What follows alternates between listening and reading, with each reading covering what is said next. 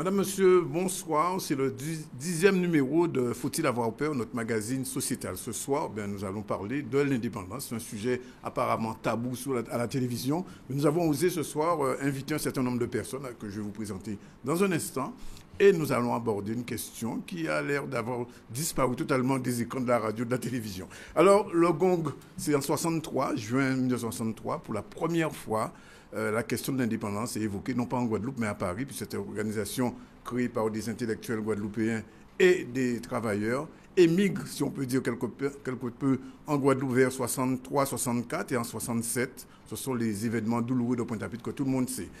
Il faut attendre 10 ans à peu près pour voir une nouvelle organisation indépendantiste, pas très connue, le Parti des travailleurs guadeloupéens, le PTG, puis après l'UGTG, première organisation syndicale guadeloupéenne à revendiquer officiellement l'indépendance de la Guadeloupe. Et puis après, on trouve une série d'autres organisations, notamment l'UPLG en 1978, plus tard le MPGI en 1981, l'ARC, le GLA, plus tard encore le KNLG, c'était en 1997, le mouvement NOM, 98, et aussi, il ne faut pas l'oublier, le mouvement guadeloupéen, et puis dernièrement, plus récemment encore, le FKNG, la dernière née des organisations indépendantistes. Alors, faut-il avoir peur de l'indépendance? C'est la question qu'on se pose, qu'on peut se poser encore en Guadeloupe. Pour ça, j'ai invité non pas des historiques, un seul, on le verra tout à l'heure, Ouzan Mounien qui sera avec nous, mais des visages, on peut le dire, assez nouveaux, sauf peut-être Cédric Cornet qu'on connaît tous ici. Bonsoir Cédric. Oui, bonsoir. Bonsoir à tous les téléspectateurs et téléspectatrices de Canal 10. Régis Mondor, bonsoir. Oui, bonsoir à tous. Militant guadeloupéen. Aussi Nathalie Minacci, bonsoir. Bonsoir. Vous êtes ingénieur agricole. Agroalimentaire. Agroalimentaire. Et aussi, on a invité une figure nouvelle, peut-être pas d'un indépendantisme, en tout cas un jeune Guadeloupéen. Gilles Andus, bonsoir. Bonsoir. Vous êtes aussi président d'une association des familles. Qu'est-ce que c'est exactement? C'est une association culturelle. Culturelle. Bien. Alors, avec ces gens et Ouzan Mounien que nous recevrons dans la deuxième partie de cette émission, nous allons avec vous poser la question. Faut-il avoir peur, finalement, de la question de l'indépendance, puisque c'est une question que je disais tout à l'heure, dont on ne pose plus. Alors, je vais commencer avec Cédric Cornet. Vous êtes conseiller régional. Est-ce que ça arrive dans l'Assemblée régionale qu'on parle de l'indépendance? Jusqu'à présent, bientôt 4 ans au mois de mars, jamais.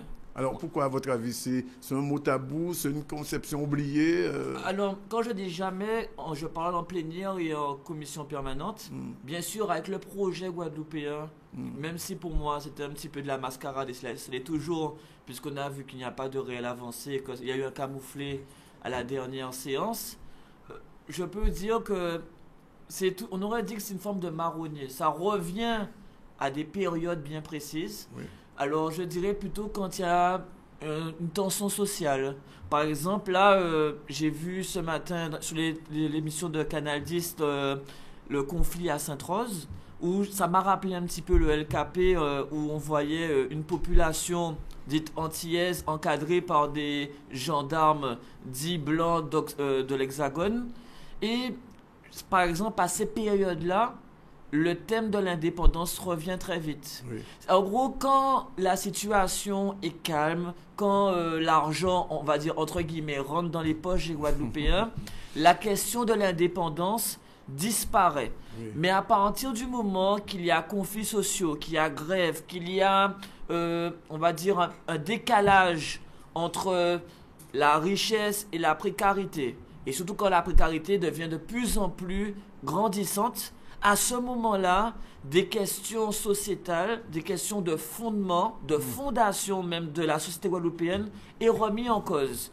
Et pour moi, je trouve que pour pouvoir arriver à une évolution, même comme on va y revenir tout à l'heure. Il n'y a pas de problème. Cornet. Je vais interroger Nathalie Minacci. Vous êtes ingénieur agroalimentaire. C'est un rapport avec l'indépendance qu'on étudie l'agroalimentaire dans un pays colonisé?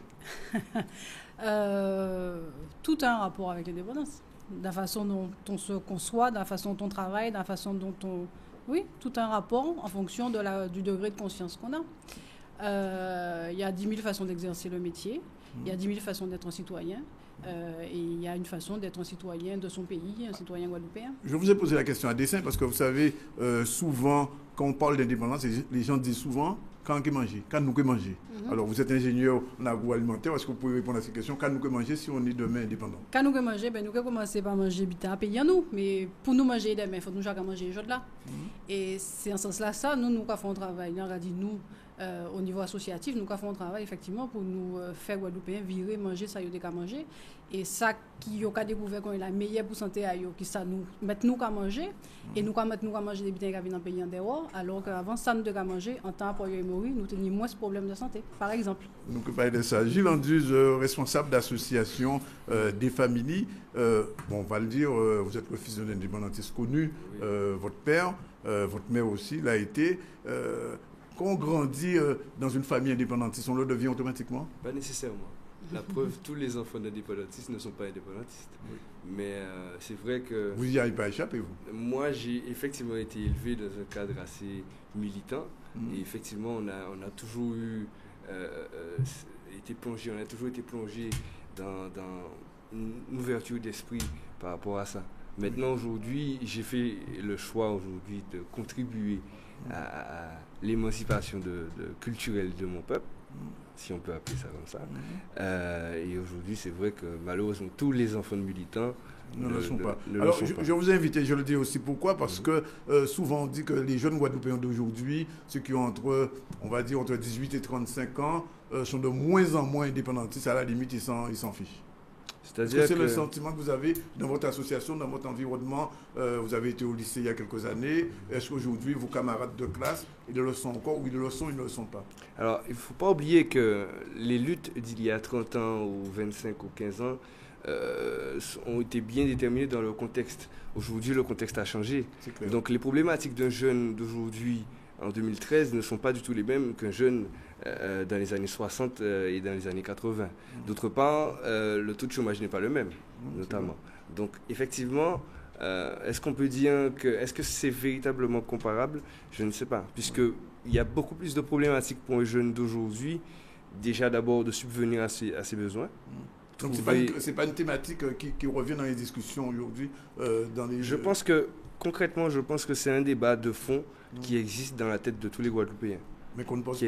Qu'on ne pose pas, puisqu'il y a d'abord d'autres problématiques qui doivent être réglées avant. C'est vrai. Alors, c'est un peu votre sentiment, Régis Mondor. Il faut le dire, vous avez écrit, vous êtes aussi militant du MIR, il faut le dire aussi, mouvement pour les réparations. La question de l'indépendance, comment vous l'abordez personnellement? Bon, déjà, on va dire qu'on est militant culturel dans un premier temps. C'est-à-dire qu'effectivement, moi, milité en lot pour tout ce qui concerne l'usage du créole à l'école. On fait des recherches en ça justement pour ça montrer qui utilité que le créole tenait justement dans des questions d'échec scolaire, etc. Donc, voir justement est-ce qu'il était servi des élèves défavorisés ou est-ce qu'il était servi des élèves favorisés, etc. Donc à l'occasion peut-être discuter de ça. La question du créole, ça a prévu que nous passions au revue. Oui. Donc effectivement, donc ensemble militant culturel, comme on a dit. Et pour moi, en fait, la question de l'indépendance pas qu'à poser pour l'instant. Pas qu'à poser pour ou bien pas à poser pour la Guadeloupe? Pour l'instant. Oui. Pour l'instant. On va dire que la question de l'indépendance, en fait, pas qu'à poser pour l'instant, le sens où on va penser que ça a préparé. On va penser que nous avons préparé pour responsables à pays nous. Nous pas sentir nous responsables des pays Guadeloupe, de toute façon. Et puis, nous avons trois contradictions déjà levées au niveau psychosocial, on va penser. Nous ni j'en ai dit déjà au niveau relationnel même on voit que j'en ai en violence en Guadeloupe parler là etc que j'en ai bon après quelque part c'est évident qu'il y a une violence en Guadeloupe puisque nous sommes dans une situation de paupérisation. Est-ce qu'il y a dans une situation de paupérisation là ça nous va trouver là? Est-ce que nous va poser les questions d'indépendance? Est-ce que l'indépendance en fait qu'elle résout le problème en nous? Est-ce que l'indépendance justement qu'elle roté en classe de population noire, disons-le, parce qu'elle a bien gardé la masse des gens qui ont trouvé en difficulté, En général, c'est des membres de la caractéristique physique africaine noire. Oui. D'accord? Donc, disons les choses comme elles sont. Donc, est-ce que justement. Ni malheureux aussi. Non, mais ça c'est clair. Mais là, on va prendre la masse quand même, excusez-moi. Là, on va prendre la masse, bon, en général. Bon, j'ai été là, oui, non, mais ça veut dire quand même, nous allons comprendre nous, de toute façon. Nous allons comprendre nous. D'accord. De toute façon. Donc, est-ce que actuellement là, nous a posé nous les bonnes questions? Est-ce que nous jamais mettons en place justement des dispositifs qui permettent nous de répondre à des prérogatives de santé, à des prérogatives alimentaires, à des prérogatives de transport, etc., environnemental, d'accord? Donc, après, on pas dit, bon, on pense que déjà l'indépendance qui répond à agression. D'accord. Le besoin d'indépendance, en fait, qui répond à agression. D'accord. C'est vrai qu'on est conseiller régional, vous êtes entré avec fracas à la région, mais bien sûr pas pour poser la question de l'indépendance, mais poser quelles questions, parce qu'en fait, on se pose souvent des questions sur votre positionnement politique. Alors, je vous pose la question d'aboutement. Est-ce que vous êtes pour ou contre l'indépendance de la Guadeloupe? Alors, je rejoins un petit peu M. Mondor. Il a un thème qu'il a oublié. Je suis pour la préparation. C'est-à-dire que pour moi, je ne suis ni pour ni contre, parce que je pense que la question de l'indépendance, ce n'est pas un choix personnel. Là, on a 4 personnes qui sont des identités personnelles. Je pense que le choix, déjà, la Constitution française le dit bien, c'est nous qui devons demander l'indépendance. C'est-à-dire que nous, population guadeloupéenne, on doit se prononcer et dire, voilà, nous sommes une majorité, on aimerait un référendum pour demander cette indépendance. Mais au-delà de la question de gastronomie, d'agriculture, même d'économie, moi, mon dada, et je pense que c'est la base de tout, c'est l'éducation. Et on a mis un projet en place depuis 4 ans, avant même que je sois conseiller régional. Ce sont des masterclass de cours de soutien scolaire gratuits où on éduque des enfants du CP à la terminale gratuitement. On leur donne des cours de soutien en parallèle avec l'éducation nationale. Je remarque, et tu l'as bien dit, M. Zandronis, la génération qui arrive n'a vraiment pas cette volonté de s'impliquer dans son futur. Donc c'est ça qui me fait peur. En gros, on a tellement, on va dire, fracassé l'esprit, le cerveau de ces jeunes à la télévision, leur disant qu'il n'y a pas d'avenir. Il y a du chômage, de la précarité, le monde n'est pas fait pour eux, qui fait que, pourquoi on ne peut même pas se poser la question de l'indépendance, puisqu'il n'y a même pas encore l'idéal, c'est-à-dire ce rêve d'un monde meilleur. Il y a eu ce rêve dans les années 70, quand le Gong a été créé en 1963, vous n'étiez pas né, beaucoup de gens parlaient d'un idéal. D'ailleurs, nous sommes allés dans la rue, nous avons fait un micro-trottoir, nous avons posé la question aux Guadeloupéens, comme ça, des gens de tout venant, regardons un peu leur réponse.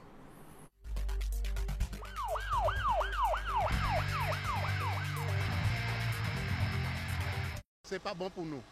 Mais d'après ça, moi, je demandé l'indépendance. En qu'est-ce que vous faites? Ça, moi, l'indépendance, tout le monde qui a l'indépendance à Kazayo, c'est pas bon pour eux. Mais d'après ça, on vivre, moi, je dis que si l'indépendance vient, on prend un grand bras. Mais d'abord, l'indépendance n'est pas bon pour nous en Guadeloupe. On peut perdre du trop. On finit avec ça.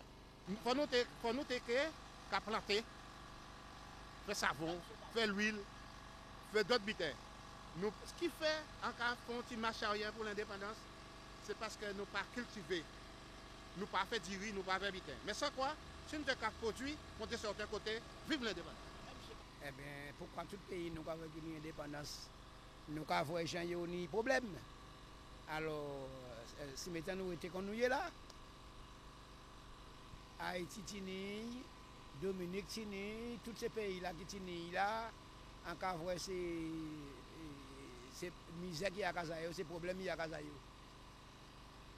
Il y a plus mauvais que nous. Il est obligé de sortir à Kazayo, venir ici. Alors nous ne voulons pas l'indépendance. Moi, je ne veux pas. Pourquoi admettre que si vous avez la Guadeloupe indépendance, ça qui a fait à présent là, nous sommes bon. Nous sommes bon. Alors moi, qui est important ça. Pour moi, tant qu'on fait du tort au système, au dom, la France, du mal, je suis indépendantiste. Mais tant qu'on fait du bien, je ne suis pas indépendantiste. Pas tout de suite, mais à long terme, oui, moi je serai pour. Mais il faut qu'on s'autogère quand même. Nous sommes de grandes personnes. Et puis l'indépendance, ce serait la moindre des choses. Hein. On ne peut pas toujours être à la botte de certaines personnes, tu vois. Donc, en ce qui me concerne, à long terme, mais pas pour tout de suite parce qu'on n'est pas encore prêt. Il nous manque beaucoup de choses, tu vois. Mais oui, je suis contre l'indépendance. C'est pourquoi? L'indépendance, c'est pourquoi? Il ne pas faire manger, il ne pas faire manger. Manger la casse en bas là. Pâte là, du riz là, l'huile là, tout le là, on a sorti. En pays là. Alors, je suis contre l'indépendance.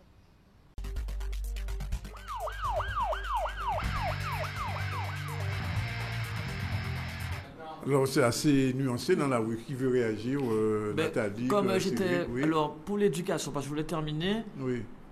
Pour pouvoir avoir un peuple fort, il faut un peuple éduqué. Je pense que la meilleure arme d'un peuple, c'est son éducation, c'est la matière grise. Et je pense qu'au-delà même de la force physique, la force intellectuelle... Nous sommes éduqués ou pas? Mais on est éduqués, mais on a un souci, c'est qu'il y a l'éducation...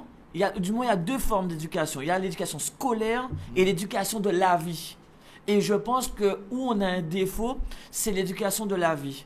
Parce que je pense que l'intelligence de la vie, c'est quelque chose quelqu'un qui est autodidacte. Quelqu'un qui n'a pas peur. Et le thème même du sujet, c'est est-ce qu'on doit avoir peur? Oui. Et je pense. Est-ce que vous avez peur de l'indépendance? Alors, de ma conception de la vie, la peur n'existe pas. Parce que si j'avais peur, je ne serais pas conseiller régional à 28 ans. Et Elodie Davillé non plus.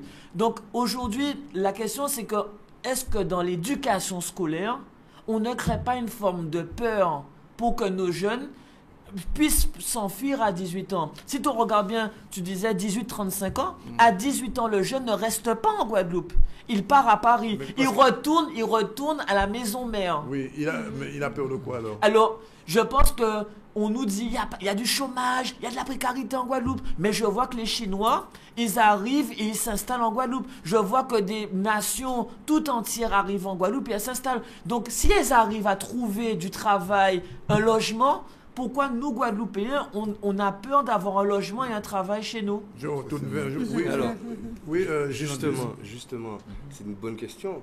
Mais alors, à ce moment-là, est-ce qu'il ne faudrait pas travailler sur justement la conscience d'avoir une île qui nous appartient et de travailler dans ce sens-là? Tu disais que les 15-35 ans sont au chômage, c'est vrai, mais donc il y a une situation d'urgence. On est 60% de cette tranche de la population à ne pas avoir de travail. C'est plus de la moitié. Oui. Donc, il y a quand même une situation d'urgence. L'éducation, certes, va régler les problèmes dans plusieurs générations, mais ici, aujourd'hui, on est le premier département en criminalité. Le problème, c'est qu'il y a eu un laisser-aller pendant 20 ans. Et on peut regarder, même dans la classe politique, il y a entre Cédric Cornet, Elodie Davillé et le plus jeune élu, il y a environ 20 ans.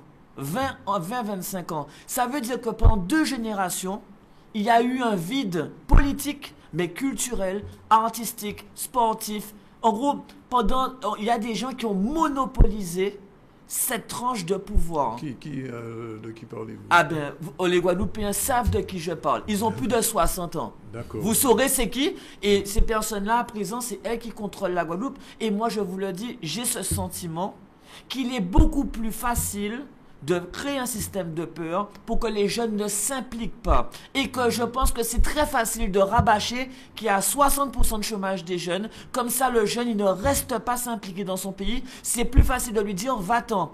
Et c'est pour ça qu'après, on lui dit, va au Canada, va à Paris, va aux États-Unis. Et on dit, oui, mais... certains jeunes reviennent, Nathalie, ils reviennent, mais c'est compliqué. À l'extérieur. Et vous êtes revenus, finalement. Oui, parce que ça qui est important, parce que là, on a un reportage, on va dans la radio, quand nous manger, quand nous boire, nous pas produire. C'est toujours la même question là. C'est toujours la même question là, mais finalement, là, on va regarder dans vous-même, kaouye, c'est en la question là, ça pour nous travailler, kaouye et qui doit en tant que moun et en tant que Guadeloupéen. Et bien souvent, c'est dans la radio, mais quand nous manger, il y a poser deuxième question là, mais première question là, il n'y a pas à poser, parce que finalement, ça mal vu de poser question là, ça, peut-être, parce qu'à l'époque, l'autre a dit simplement que c'est Guadeloupéen, qu'on pas senti aux Français, ou déjà presque un bon terroriste, alors qu'en fait, tout le monde qui reconnaît en fond un homme maillot, que est Guadeloupéen quand même. Que finalement, la France, oui, nous en identité, nous prenons, ou bien nous avons pour eux à certains moments, etc. Mais finalement, nous savons bien que la France est un pays qui est quand même loin. Mais mon don a dit tout à l'heure là, les Guadeloupéens pour Paris. Est-ce qu'on peut comparer à l'indépendance? On peut comparer à un moment qu'il reconnaît qu'il s'est pep. Qu'il s'est pep. Alors, oui, enfin, ok. Mais on peut comparer, reconnaître qu'ils sont pep. Là, les Français ont colonisé l'Algérie, là, ils ont colonisé le Vietnam, ils ont peuple vietnamien, ils ont peuple algérien. Donc, ils ont agression. Nous, peuple en nous, identité en nous, il est en train de forger, il est en train de fêtes, nous avons construit pendant nous aller. Donc, ça arrête pour nous de dire que nous avons parlé. Mais petit à petit, nous avons bien vu que nous sommes Guadeloupéens. Moi, c'est un plaisir qu'on est là. C'est qu'avant, il y a dit pour réussir dans la vie, il faut aller à l'école, il faut avancer, il faut union travail, etc. Et il y a dit surtout oubliez pas les langues, puisqu'effectivement, on ne peut pas avancer dans le système social, alors on ne peut pas les langues.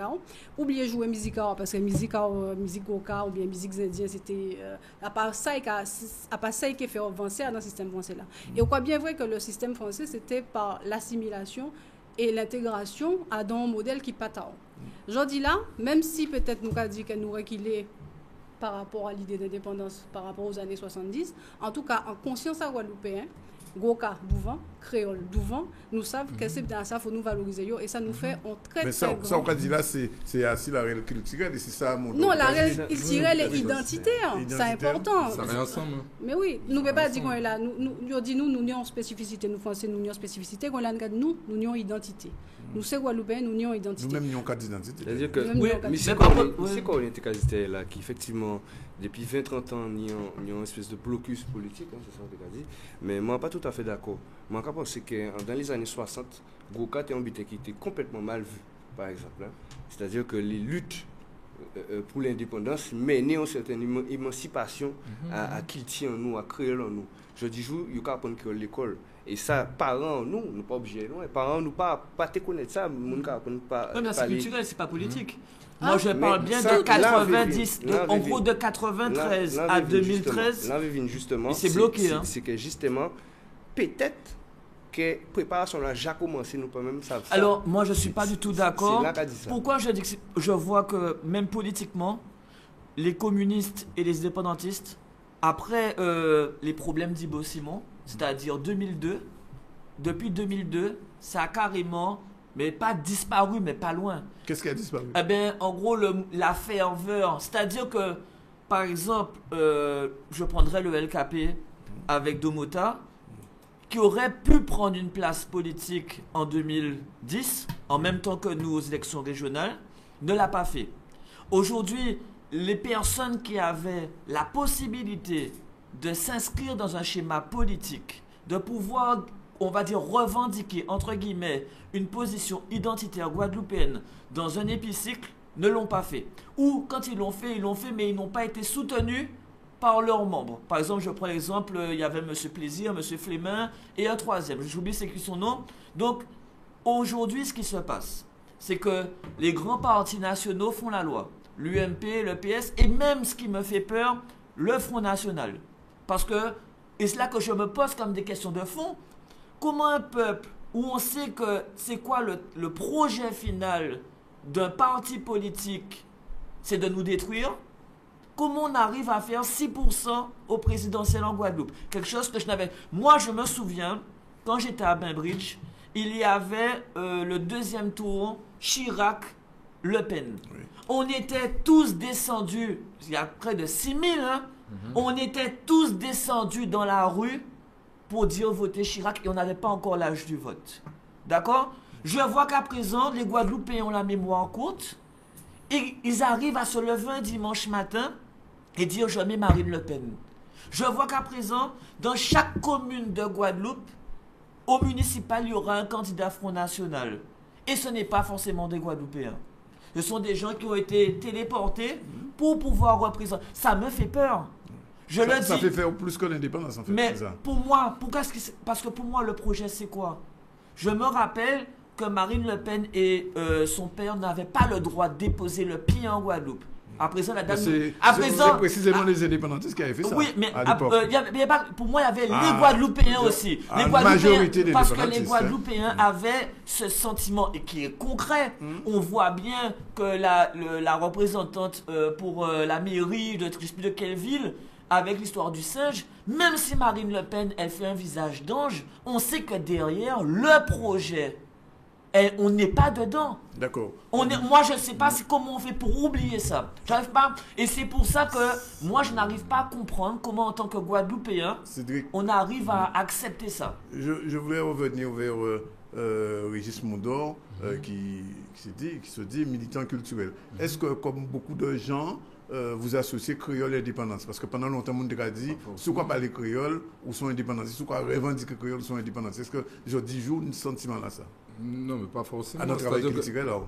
Non, pas penser que je dis quand même, j'ai progressé à niveau là, ça, parce que bon, allez là, nous pouvons reconnaître que créole sans langue, contre toute langue. Donc, enfin, tout le monde, ça pas évident. Non, comme pas tout le monde. La grande majorité du monde quand même qui reconnaître que créole sans langue, ça c'est clair. Oui, mais on ne pas songer que c'est côté les années 70 que les travailleurs agricoles imposaient créole à la négociation. Et c'est un acte politique, ça. Oui, c'est un acte politique, c'est un acte de défense aussi. Donc c'était pour eux, en fait, les de qu'exprimer en créole, c'est qu'on s'est dit, ils doivent mettre les gens à la guerre, ils doivent partir la guerre, quoi, tu vois. Donc, effectivement, parce que bon, mais ça, on veut dire quand même, c'est que aller là, on pas penser que c'est une des difficultés vraiment avec créole, nous pas une difficulté avec créole encore. C'est-à-dire que nous avons peut-être une représentation des créoles changée. Effectivement, avant, il y a des gens qui l'autre parler créole, c'est un vieux nègre, etc. C'est des vieux nègres après ça, des indépendantistes. Oui, tout à fait. On a déminé, complètement déminé. Non, pas sans radis quand même. Non, radis quand même qu'il y a une évolution. Il y a une évolution. Bon, en plus, par exemple, moi quand même, donc à partir du moment où on commence justement à faire des études en la langue créole, c'est vrai qu'il y a des cas suspectés moins d'être un indépendantiste. Ça c'est clair et net. Donc, mais après, le cas point quand même, qui j'en ai besoin de ça, pourquoi point existence même à Guadeloupéen. Oui. D'accord. Donc nous, qu'à utiliser créole et nous qu'à utiliser français. Bien sûr. Alors, Nathalie. Donc, à partir du moment là, sans couvrir, oui. Donc à partir du moment où nous avons utilisé les deux langues, d'accord. Oui. Donc nous bilingues. Donc gros problème est de poser là justement avec l'usage du créole, c'est que le cas du pas parler créole, alors qu'on peut parler anglais, on peut parler français, on peut parler espagnol, sauf créole. Non, il a été reconnu comme langue. D'accord. Alors on bien qui passé à l'époque après LKP, Nathalie, c'est d'avoir Guadeloupéen, on a l'impression que Guadeloupéen a redécouvert manger Guadeloupe. Alors, on va poser la même question là qui a posé Mondor. Est-ce que manger, véritablement, je dois manger Guadeloupe, c'est un acte politique, ça vient d'un acte politique? Ça vient d'un acte politique dans le sens où le roi du roi manger Guadeloupe, ça veut dire que ni non, on peut résister, mais on peut faire un acte politique et économique. On peut faire une production guadeloupéenne vive.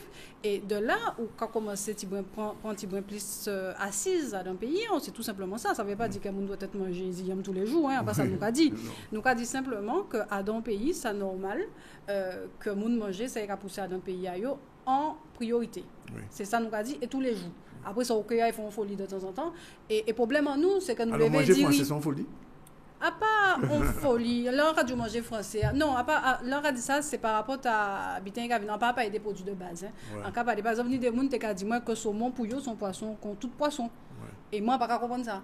Alors, on a dit pour nous, effectivement, on peut manger un coup de saumon fumé, on peut faire en folie comme ça. On peut manger un saumon place à viande cochon habituelle là? Oui, mais après ça, à la limite, ça va te non, mais ça va te déranger moins. Ça va te déranger moins à condition que nous manger Guadeloupe la plupart du temps dans l'année parce que ça a un impact plus fort les producteurs. Alors attends, autant ça Michel a dit nous pas produire du riz. Et le problème nous c'est ça, c'est que manger traditionnel. Oui, Mais on doit arrêter de manger tout ça du riz. On mange du riz de temps en temps, avec Colombo, c'est normal. Mais voilà, mais nous ne pouvons pas manger du riz tout le temps. Ou bien nous ne pouvons pas manger du riz tout le temps. Il ne faut pas que sous sa millation nous pour nous parler machin, c'est du riz puisque nous pas qu'à produire du riz. Donc on nous commencer manger ça nous pas produit, transformer et ça va permettre de nous créer un l'hôpital parce que finalement, c'est dans ça qui t'a encore développer créativité, encore développer génie, encore travail. Parce que c'est qu'on est capable de l'éducation, mais l'éducation, ou bien placé pour savoir que si vous mettez dans l'arrêt et que l'arrêt là, ça n'a pas tard, ou pas qu'à rentrer dedans, ou pas qu'à réussir. Le système éducatif français, quand même, l'école gratuite, si vous n'avez pas l'école, normalement, pas de problème dans ce système-là. Or, pourtant, il y aura plus de 1000 enfants, jeunes quittent le système scolaire, d'après moi, chaque année. Sans diplôme, sans rien. Donc, qui j'en fais cette ça pourtant, il n'y a pas bouillon. Donc, il y a un problème. Mais évidemment qu'il y a un problème. Il y a un système sélectif. Mais au-delà du système sélectif-là, ça veut dire que ce système-là, ça doit être une façon de récupérer. Et ça, il faut nous des gens qui travaillent sur ça, il faut nous des gens, mais tant qu'il y a quelque chose. Alors, ça, puis loin, c'est ça, on va la parole. Régis, c'est dire, est-ce que je là, au monde qui a gardé nous, parce que nous, le monde qui a gardé nous, soit là, ou peut dire, la Guadeloupe peut manger, peut produire manger pour Guadeloupe manger. Parce que, vous savez, nous, on va dire manger, on nous a sorti en bateau, au jardin, nous sommes bateliers. Est-ce que je dis, la Guadeloupe a une capacité produire pour manger, pour faire 400 000 watts de manger? La Guadeloupe a fait, et nous avons un système là, ça a changé. Nous ne pouvons pas remettre ces bitins-là longtemps. Simplement, nous avons dit que nous sommes capables de faire plus grosse partie de l'alimentation, nous sommes capables de produire ici. Et nous sommes capables effectivement de commercer avec d'autres pays parce qu'il ne faut pas nous fermer nous. Il n'est pas question que nous fermer nous, il ne faut pas nous ramener nous. Nous sommes libres, c'est vrai. Voilà. Mais oui, donc nous sommes capables, mais pour ça, moi dans la mesure où les gens manger, il faut conscient que son acte politique ou qu'a fait parce que si mettons on va acheter manger à côté parce qu'on sait qu'on fait un producteur vivre et que les producteurs là ça justement et qui fait un système économique marché et l'argent là qui restait dans le pays là plutôt que nous une fois que vous voyez l'argent nous que nous envoyer aussitôt quoi. Alors d'après moi c'est là qui tire la ravine pas autant parce que les où sont consommateurs et que ou bien fait coup ça si en l'esprit ou pas une certaine idéologie à faire pays l'avancer à manger ça qui t'a autrement dit ici même si plus cher parce que puisque ni monde qui acheté moi c'est que cher c'est ça si cher c'est parce que producteur confronté en réalité qui bien simple c'est que faut une charge à payer aussi et que faut bien nous comprendre que dans le nord par exemple il y a des agriculteurs qui pas arriver à couler toute production à eux parce que concurrencé par tomates qui sortent du Venezuela, Espagne, etc.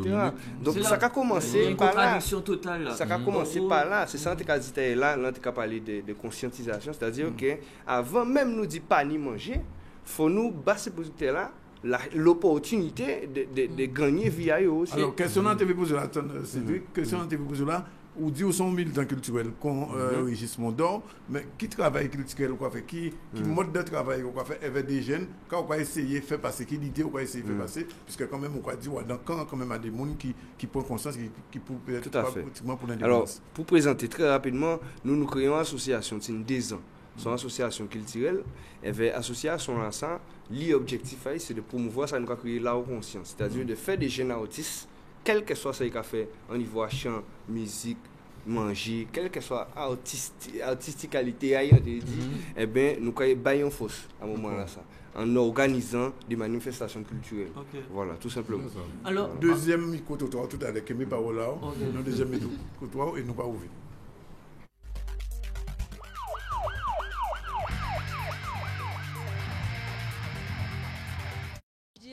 Que peut-être que la Guadeloupe indépendante, ce serait un peu dur. Ça va être un petit peu difficile, je pense.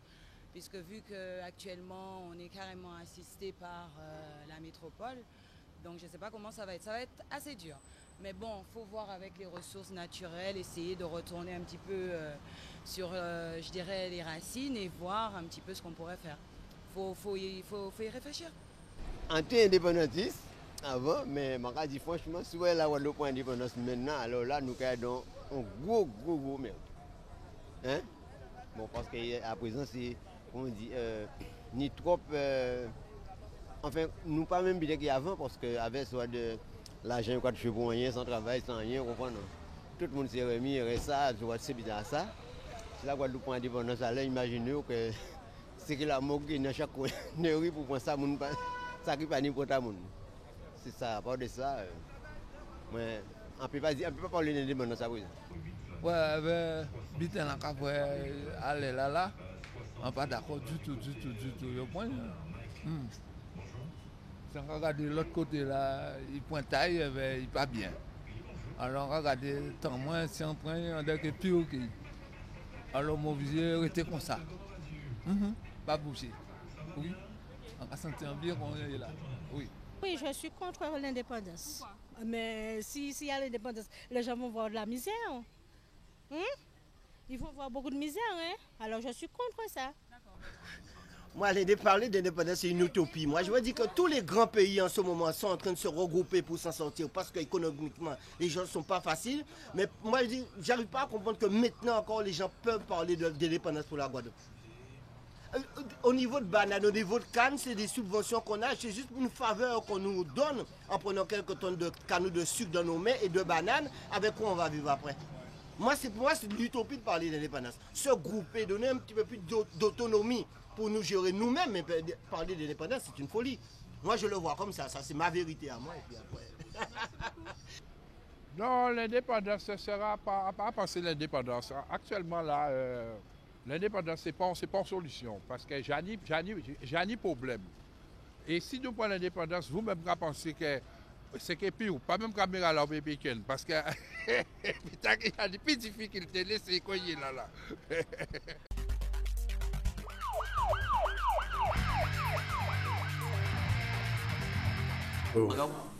Alors, réaction après ce deuxième micro-trottoir. Oui, en gros, Cédric, il dit exactement ce que je voulais dire. Oui. En gros, c'est un problème de balance commerciale. Après l'éducation, c'est que même si nous, on ne consomme pas tous nos produits, ce serait d'arriver à faire un équilibre entre ce qu'on reçoit et ce que nous, on exporte. Oui. Équilibrer notre balance commerciale. Exact. Qui est complètement déséquilibré. Exactement. Donc aujourd'hui, par exemple, il parlait des cultivateurs du Nord qui n'arrivaient pas à tout vendre. Arriver à faire, pas du produit neutre, mais du produit de luxe. C'est-à-dire... Mais qui peut acheter ça? Mais attends. Mais moi, je ne parle pas de Guadeloupéens. Oui. Il y a une entreprise à Londres où ils prennent nos fruits et ils font des confiseries à Londres de luxe. Oui. Donc, en gros, je pense que... C'est un marché très réduit, ça. Mais c'est peut-être le rôle de la région. Oui. Et j'avais proposé ça au régional. J'avais proposé qu'on prépare des petits produits de luxe pour pouvoir exporter et qu'on puisse les faire connaître dès l'aéroport, dès l'arrivée des touristes. Mais...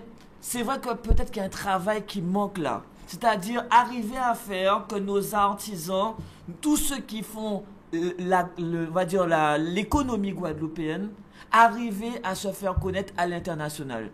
Et je pense que c'est peut-être là encore que le Parti socialiste n'est pas arrivé à ce combat d'arriver à faire qu'on ait de la valeur ajoutée en Guadeloupe. Et mine de rien, le fait qu'on n'arrive pas à faire de valeur ajoutée en Guadeloupe, on arrive à être dépendant de subventions, d'aides. Et c'est ça qui tue aussi, qui fait que ça tue cette envie d'aller être plus grand, de sortir de ce carcan ou de cet emplacement. Puisque nous voyons que nous ne pouvons pas actuellement dégager des bénéfices et des profits, on va dire, à l'échelle guadeloupéenne. Aujourd'hui, si on veut faire payer des salaires, il faut demander des subventions. Si on veut traiter, que ce soit la culture ou l'agriculture, eh bien, il faut demander des aides par-ci, par-là. Et c'est peut-être là que nous avons un gros travail à faire, c'est sur la valeur ajoutée. Comment faire nos produits de base, l'IGNIAM et tout ça. Les rôles concurrentiels, d'accord? Exactement. Oui, justement, par rapport à ce que tu dis là, moi je pense que le problème, il est autre. C'est-à-dire que la Guadeloupe est sous perfusion, justement. Et si, quelque part, il y a une certaine peur qui naît, c'est parce qu'on se rend bien compte que la Guadeloupe est sous perfusion en termes de subventions, d'allocations, etc. Aujourd'hui, la problématique que tu poses au niveau de la rentabilité du produit, elle peut se réduire très simplement. Sur un simple marché local, tu vas avec 10 €, tu te retrouves avec un panier pour une semaine. Donc finalement... moi je fais le marché. Alors là par contre je suis pas là un expert en marché. Et je peux te dire qu'avec 10 € tu ne remplis pas un sac entier. Parce que, comme tu disais au départ, le fait que très peu de gens consomment local, eh ben, le prix augmente. Par contre, c'est vrai que s'il y avait une vraie culture de manger local et d'aller au marché, et moi j'invite les Guadeloupéens à aller au marché du Moule, de Sainte-Anne, de Gosier, de Saint-François, c'est le mardi, mercredi, jeudi. Je connais pas trop bien ceux de la... Je connais celui de Petit-Bourg, c'est le vendredi soir aussi. C'est le vendredi aussi. Ah ben voilà, bon, le vendredi c'est Gosier. Donc comme j'habite Gosier, donc je veux celui du Gosier. Mais comme je vais comprendre, j'invite, plus il y aura de Guadeloupéens qui vont fréquenter le marché local, et pareil dans le marché local, on trouve bien des productions qui ne sont pas forcément locales aussi. Donc, c'est pas plus mal parce que ça permet de faire une comparaison dans les prix, de faire une comparaison dans la qualité, et nous voyons bien que nos produits... Et de faire tourner le marché, la production locale. C'est ce que disait Nathalie, oui. Exactement. Au-delà de tout ça, puisque souvent nous avons des questions à l'indépendance, ou questions à saluer, et nous avons oublié, puisque nous avons parlé de subventions, effectivement, mais on le pays qui a souvent de subventions. La France a souvent de subventions. La France n'a pas créé plus-value encore. Et pourtant, question à la souveraineté, à ça, les Français, ça n'a pas qu'à poser. Donc pourquoi nous avons posé question là ça pour nous? Où c'est ça où y est? Union identité, est-ce qu'on y doit gérer le pays comme vous ou on vit gérer? Mais c'est ça question-là pour moi. Alors après ça, effectivement, il faut nous trouver un genre pour nous arriver. Parce qu'il n'y a pas question, je dis là, de dire, nous indépendants, nous démerder nous, et puis demain, même si ni la guerre en Guadeloupe, même si... Voilà, pas ça, mais le problème, c'est pas relié. Ça nous y est, à ça nous qu'à manger, ou qu'à garder l'identité, ou quel que soit ça. Enfin, et nous toujours posé des problèmes là, ça, parce qu'avant, quand on de cas, oui, mais si la France partit, les États-Unis qui sont rentrés, etc. Mais si les États-Unis, en imaginant bien ça, les États-Unis étaient rentrés, ils ont une carte d'identité américaine. Nous, t'es venu américain? Est-ce que nous, t'es venu américain? Donc, le problème à l'identité, là, pour moi, est crucial. Une fois que vous cisez en les saouillés, une fois que vous savez que le pays a aussi et que vous envie de gérer, et que vous envie que petit à pays là, ça, quel qu'en soit la couleur, qui est blanc, qui est noir, qui est indien, qui est peut-être même qu'un chinois des mers Adam, non, mais dans le pays là, on va parler. On va parler de non, mais de peuples Guadeloupe. On va parler des gens qui ont un phénotype chinois, mais qui dans le peuple là, c'est-à-dire qu'ils ont fait ici et qu'ils ont considéré la Guadeloupe comme si c'est pays à eux. C'est-à-dire que demain, ils sont partis, ils savent qu'ils ont venir de petits pays là, ça, qu'ils ont respiré Guadeloupe. Ces gens là, ça, ils ont droit là, gérer pays à eux parce que c'est des gens, c'est des hommes et des femmes qui ont conscience et qui ont identité. On nous parle de... Alors oui, c'est que la grosse problématique là, comme il nous posait, c'est les dispositifs en fait qui sont en place. C'est-à-dire que on va prendre l'exemple peut-être des mairies, par exemple. Donc pour les mairies vivre en fait, il y a vivre en fait de l'octroi de mer. Donc l'octroi de mer en fait c'est les pillots importés et puis ces mairies-là en fait qu'à mettre l'argent qu'est ça yo. D'accord, donc déjà dans un dispositif là même ou pas dans qui j'avais dit ça ou pas qu'à en fait favoriser justement la production locale, au contraire on va favoriser les importations. Donc déjà dans le dispositif là même nous avons un gros problème. Donc pas totalement parce que tu as d'accord l'octroi de mer, mais tu as la CET et tu as le foncier. Donc mine de la CET c'est la production industrielle, la production artisanale. Donc mais c'est vrai qu'une partie, mais c'est infime. Hein. Par exemple par année ça doit être 100 000 € pour une commune comme Sainte-Anne, 200 000 € comme une commune comme Gosier. Mais c'est la région qui redistribue l'octroi de mer. Qui redistribue quelquefois avec parcimonie. Alors non. Alors depuis que des communes se plaignent. Alors peut-être par le passé, mais depuis 2010, puisque moi je vote en commission permanente, presque toutes les communes touchent à peu près la même chose. Donc je suis pas président de région, donc le seul opposition, je peux dire j'ai constaté, on a eu une discussion là-dessus, et peut-être que par le passé, avant 2010, il y a eu des écarts entre les communes, mais à présent on essaie de faire il y a une enveloppe générale et on divise par le nombre de communes. Alors, on donne un peu plus aux îles du Sud, Marie-Galante, les Saintes et Désirables. Alors, je voulais introduire à ce stade du débat une autre thématique parce qu'on a entendu tout à l'heure dans le micro-trottoir, les gens disent, quelqu'un a dit, peut-être pas tout de suite l'indépendance, mais l'autonomie. Alors, Régis Vondor, par exemple, est-ce que vous seriez plutôt autonomiste qu'indépendantiste aujourd'hui? Aujourd'hui, je parle de 2013. Aujourd'hui, en fait, on y a un souci, en fait, moi. En rapport, c'est que la problématique, en fait, c'est peut-être pas le statut. Parce que le statut, en fait, c'est un outil. Donc, quel que soit le statut qu'on pourrait nous donner, après, c'est des hommes, en fait, qui vont le gérer. C'est des hommes, en fait, qui vont agir avec ces outils. D'accord? Donc, gros souci, en fait, il a situé là, en fait. À savoir, est-ce que le fait que nous changions de statut, ça va permettre nous, en fait, d'évoluer. Alors, à vie, changement de statut, là, il peut être bénéfique ou pas à vie, moi, personnellement, je pense que le premier but de travailler en l'EA, c'est le rassemblement, c'est la cohésion sociale, c'est le vivre ensemble. Voilà, donc, nous avons un gros souci à ce niveau-là, ça déjà. La cohésion sociale. Oui, la cohésion sociale, le vivre ensemble, réapprendre à vivre, tout simplement. Parce que on pense qu'actuellement, là, nous sommes carrément en crise de communication, nous avons une crise sociale carrément qui accompagne effectivement une crise économique. Mais à partir du moment où nous justement retisser les liens sociaux, aller au contact de l'autre, effectivement, nous sommes actuellement là, nous avons des outils de communication, nous avons des outils de communication qu'on nous avons là. On y Internet, on y Facebook, on y portable, on y etc. Et malgré ça, on dit que ça n'est pas suffisant. Et on va constater que nous sommes quand même en délitement social. Oui. Je le rejoins. Voilà. Je le rejoins, Daniel. Pourquoi je le rejoins? Attends, d'abord, Gilles. Encore rejoindre M. Mondo, on laisse le dire là, parce que là, regardez bien, nous, on Lilette, en l'occurrence, nous, on s'appelait Lilette. Même plus, on bonne île. On bonne Lilette.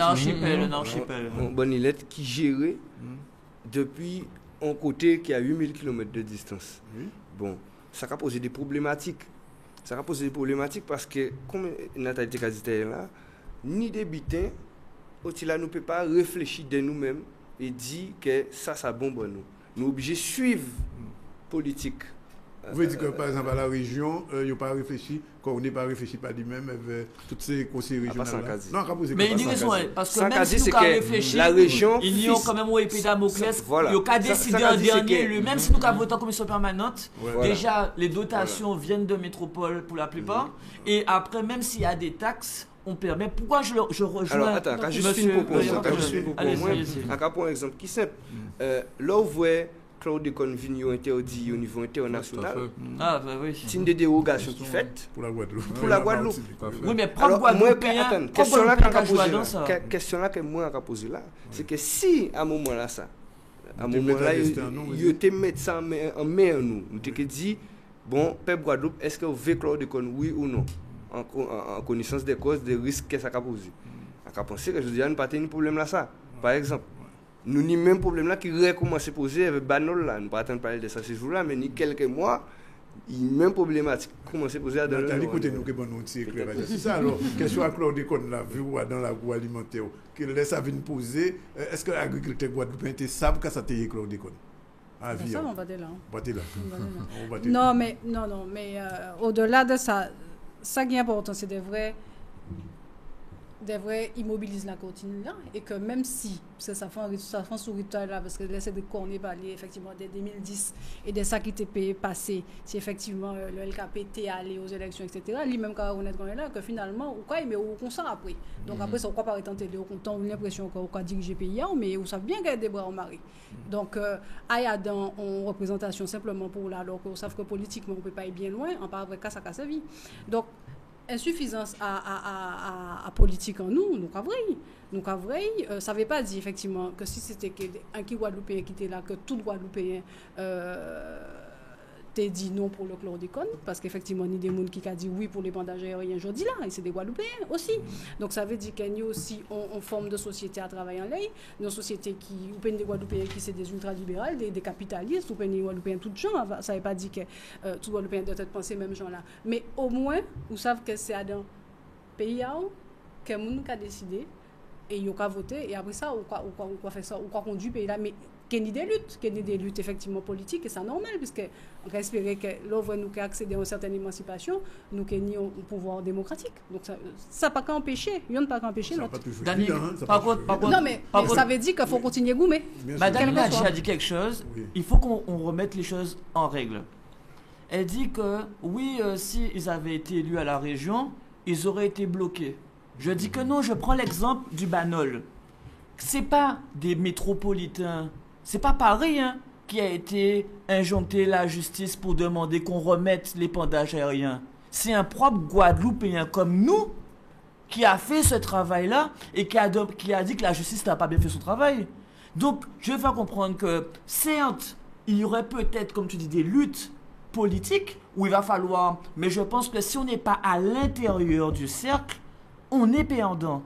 Et aujourd'hui, on remarque bien que le mouvement s'est essoufflé et que la voix politique, la voix du PS, c'est elle qui parle pour la Guadeloupe. Et moi, je pense que si moi ou quelqu'un d'autre qui était pour la Guadeloupe réellement était à la tête de la région, on n'aurait pas ce problème d'épandage aérien. Parce que moi, ce qui me fait peur, c'est que je remarque que tous nos mots, MAUX, à présent en Guadeloupe, ce sont des Guadeloupéens qui ont fait la passe décisive à ces personnes pour nous mettre dedans. Je remarque que le centre commercial de Destreland, par exemple, c'est pas les métropolitains qui sont arrivés ou c'est les gros capitales qui sont arrivés, c'est des Guadeloupéens qui ont donné les terrains, qui ont touché de l'argent par rapport. Et après, on veut nous faire comprendre que c'est les autres l'ennemi. Notre premier ennemi, c'est nous-mêmes. Et c'est ça le problème, c'est que il y a une phrase que j'aime toujours dire, la nature n'aime pas le vide. Quand nous, on ne prend pas nos responsabilités, d'autres s'enfoncent dans le trou et ils profitent. Ne pas aller à un combat politique, c'est laisser les autres décider pour nous. Et moi, je l'ai constaté à la région. J'ai vu des gens qui se disaient verts, écologistes, carrément retourner leur chemise quand ils voient que leur propre majorité est d'accord avec le banol, est d'accord avec l'épandage aérien, et personne au groupe n'a rien dit. Je faisais partie du collectif contre l'épandage aérien. On était 10 à Capesterre-Bello pour demander la population en présent. Elle est amorphe, elle regarde et elle se dit, bon, eh ben, on est que goumé bon moins, mais moi je dis, je ne peux pas faire tout seul. Je dis que, quel que soit le combat politique ou le combat culturel, sociétal, associatif, si on n'est pas en nombre, on n'y arrive pas. Et aujourd'hui, on a installé la population comme si on leur avait donné un médicament pour dormir et on leur dit, reste gentil, on les caresse et on leur dit, t'as vu, Lurel, il est gentil, il est beau, il est fort, il est au ministère et il va tout faire. Et on remarque que ça explose. On n'a jamais eu autant de violence, on n'a jamais eu autant de précarité, on n'a jamais eu autant de braquage, jamais eu autant de délinquance. Et après, on me dit, tout va bien en Guadeloupe. Malheureusement, on ne voit pas les choses. Sur la délinquance et la violence, on n'est pas d'accord parce que j'ai trouvé des chiffres d'il y a 20 ans. Il y avait autant de braquage. Il y a eu autant de moins de braquage, parce que... mais il y a moins de médiatisation. Ah, bon, on est arrivé au stade où nous avons pris un petit pause publicité et nous allons retrouver dans le deuxième plateau là, dans un petit moment pour continuer le débat là, ça, qui est très intéressant. Dernier mot. Dernier mot, oui. Donc, quand tu veux laisser quand même adresse Facebook en moins, donc mon don Régis, vous pouvez contacter moi sur Facebook. Et également un numéro de téléphone 06 90 24 65 24. Et ça gratuit, quoi. Parce que comment représenter moi donc aux élections municipales à Sainte-Anne, donc on va profiter pour faire une démarche justement de rassemblement. Mais nous avons une vraie page publicité, ça l'a fait. Merci.